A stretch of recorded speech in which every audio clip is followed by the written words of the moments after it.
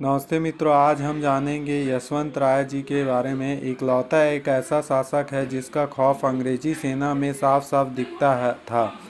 एक ऐसा भारतीय शासक जिसके अकेले दम पर ब्रिटिश हुकूमत को नाको चने चबाने पर मजबूर कर दिया था। इकलौता ऐसा शासक जिसका खौफ अंग्रेजी सेना में साफ साफ दिखता था। एकमात्र ऐसा शासक जिसके साथ ब्रिटिश सेनापति हर हाल में बिना शर्त समझौते करने को तैयार थे। एक ऐसा शासक जिसने अपनों ने ही बार बार धोखा दिया, फिर भी उन्होंने जंग के मैदान में कभी हिम्मत नहीं हारी। इतना महान था कि वो भारतीय शासक फिर भी इतिहास के पन्नों में वो कहीं खोया हुआ है। इसके बारे में आज भी बहुत लोगों को जानकारी नहीं है। इनका नाम आज भी लोगों के लिए अनजान है। उस महान शासक का नाम यशवंत होलकर था।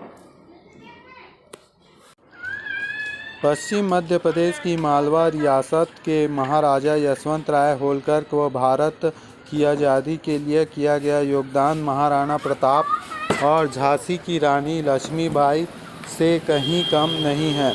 यशवंत राय होलकर का जन्म 1777 में हुआ था। इसके पिता थे तुकोजीराव होलकर। होलकर साम्राज्य के बढ़ते प्रभाव के कारण ग्वालियर के शासक दौलत राव सिंधिया ने यशवंत राव के बड़े भाई मल्लाह राव की मौत की नींद खोल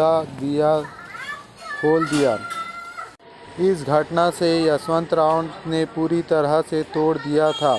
उनका अपनों पर विश्वास उठ गया। इसके बाद उन्होंने खुद को मजबूत करना शुरू कर दिया। ये अपने काम में काफ़ी होशियार और बहादुर थे। उनका अंदाज़ा उसी से लगाया ये अपने काम में काफ़ी होशियार और बहादुर थे। इनका अंदाज़ा उसी से लगाया जा सकता है कि 1802 ईस्वी में उन्होंने पुणे के पेशवा बाजीराव द्वितीय व सिंधिया की मिलीजुली सेना को मात दी और इंदौर वापस आ गए। इस दौरान अंग्रेज भारत में तेज़ी से अपने पांव पसार रहे थे।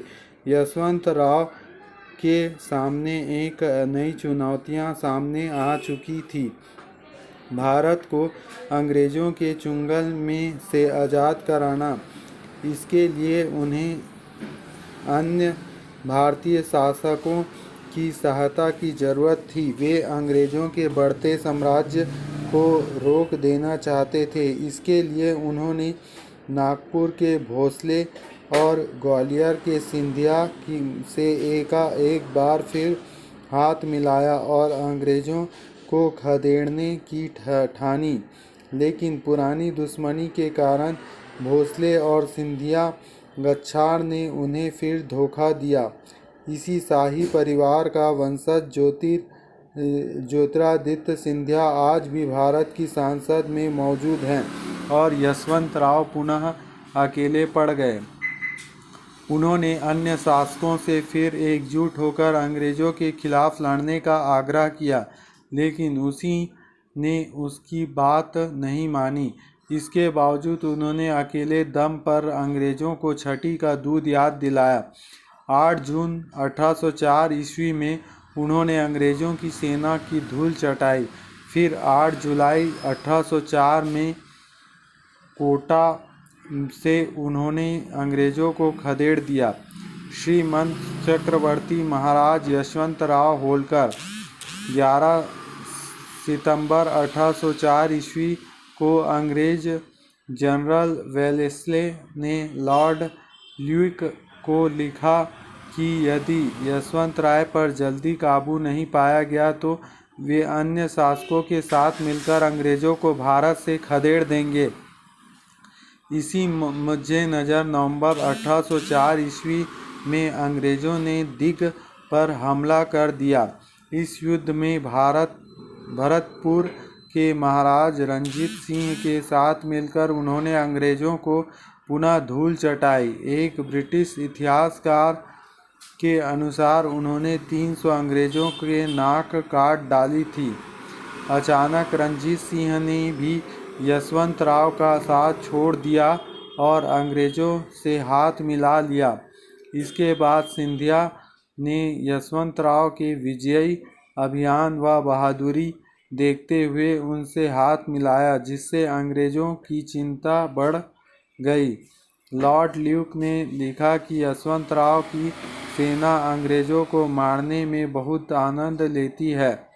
तब पश्चात अंग्रेज़ों ने यह फैसला किया कि यशवंतराव के साथ संधि से ही बात संभल जा सकती है, इसलिए उनके साथ बिना शर्त संधि की जाए, उन्हें जो चाहिए दे दिया जाए, उनका जितना साम्राज्य है सब लौटा दिया जाए।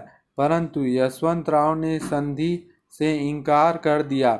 वे सभी शासकों को एकजुट करने में जुटे हुए थे।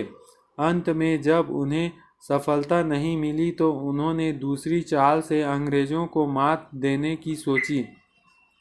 इस मुच्छे नज़र उन्होंने 1805 ईस्वी में अंग्रेज़ के साथ संधि कर ली। अंग्रेज़ों ने उन्हें स्वतंत्र शासक माना और उनके सारे क्षेत्र लौटा दिए। इसके बाद उन्होंने सिंधिया के साथ मिलकर अंग्रेज़ों को खदेड़ने का एक और प्लान बनाया।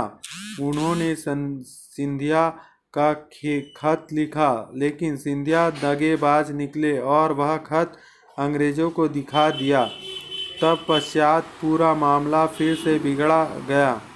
यशवंतराव ने हल्ला बोल दिया और अंग्रेज़ों को अकेले दम पर मात देने की पूरी तैयारी में जुट गए। इसके लिए उन्होंने भानपुर में गोला बारूद का कारखाना खोला। इस बार उन्होंने अंग्रेज़ों को जड़ से उखाड़ने की शपथ उठा ली, इसलिए दिन रात मेहनत करने में जुट गए थे। लगातार मेहनत करने के कारण उनका स्वास्थ्य भी गिरने लगा, लेकिन उन्होंने इस ओर ध्यान नहीं दिया और 28 अक्टूबर 1811 में सिर्फ 35 वर्ष की उम्र में स्वर्ग सिधार गए। इसी तरह से एक महान शासक का अंत हो गया, ऐसे शासक का जिस पर अंग्रेज कभी अधिकार नहीं जमा सके, एक ऐसे शासक का जिन्होंने अपनी छोटी उम्र को जंग के मैदान में झोंक दिया। यदि भारतीय शासकों ने उनका साथ दिया होता तो शायद तस्वीर कुछ और होती, लेकिन ऐसा नहीं हुआ और एक महान शासक यशवंतराय होलकर इतिहास के पन्नों में कहीं खो गया और खो गई उनकी बहादुरी, जो आज अनजान बनी हुई है।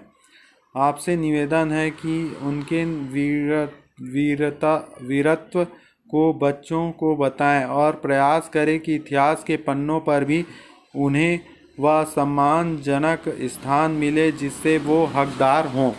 जय श्री राम।